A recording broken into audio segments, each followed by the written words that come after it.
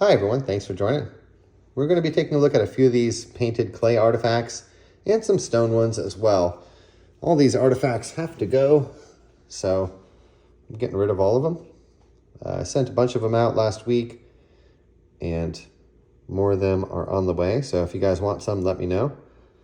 But these little human face effigy artifacts that probably have little birds on top of their heads. I'm curious if there's other images as well. I'm sure there's a little white painted face in here. Different ways that you tilt this and move it around. I'm sure there's other ones. But these little emojis here are kind of unexpected. I love the paint, the purple. There's orange and yellow on these. It's really beautiful stuff for sure, even red. We'll take a look at a few of these today. Thanks for joining. Here we are in the back area where the other artifacts are. Other clay ones that we've been studying here for the past few weeks. But I just wanted to give you kind of a quick look at this bird head effigy here. If you haven't seen it before, it's a little raven head, as you can tell. And if you look on the right hand side, there seems to be an imprint on the right hand side of this bird head. To me, it looks like the imprint, like the right side of a foot. So you can see how this would be a footprint with the two toes and the curve of the foot there. Maybe the heel would be down here. Some people say they see a rabbit somewhere in there. I'm not sure. I just see the raven head.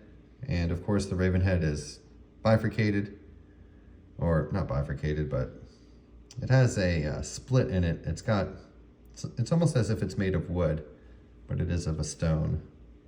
Here on this silhouette, you can see how the eye is done in red, the nose, and then the lip indentation.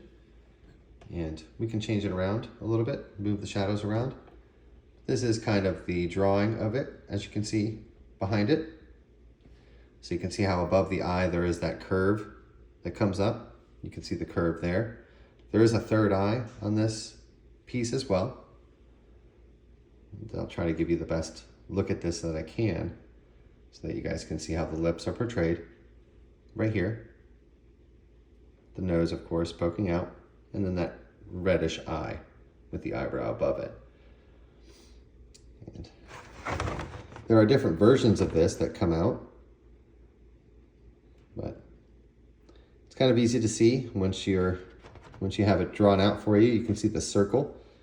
There's a headdress on this person as well, with leaves and things, or feathers perhaps coming back.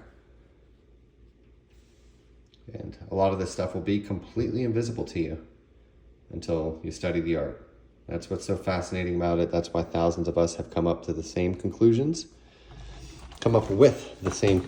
is because we figure it out on our own, and then we try to share it with other people.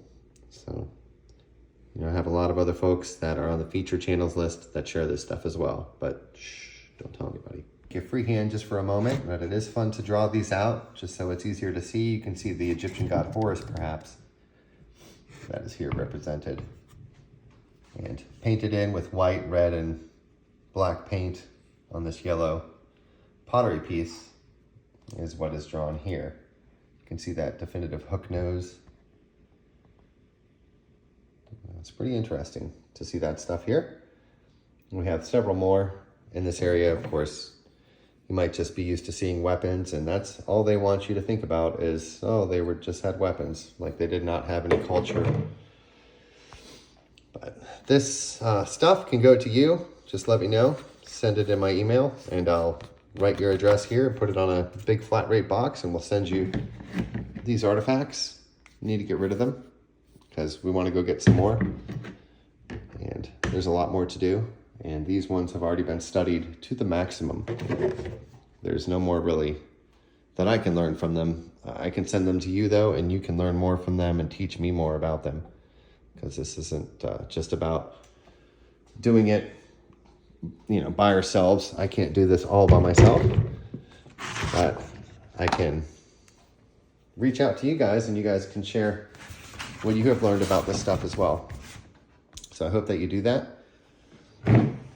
And that way we can all be on the same page.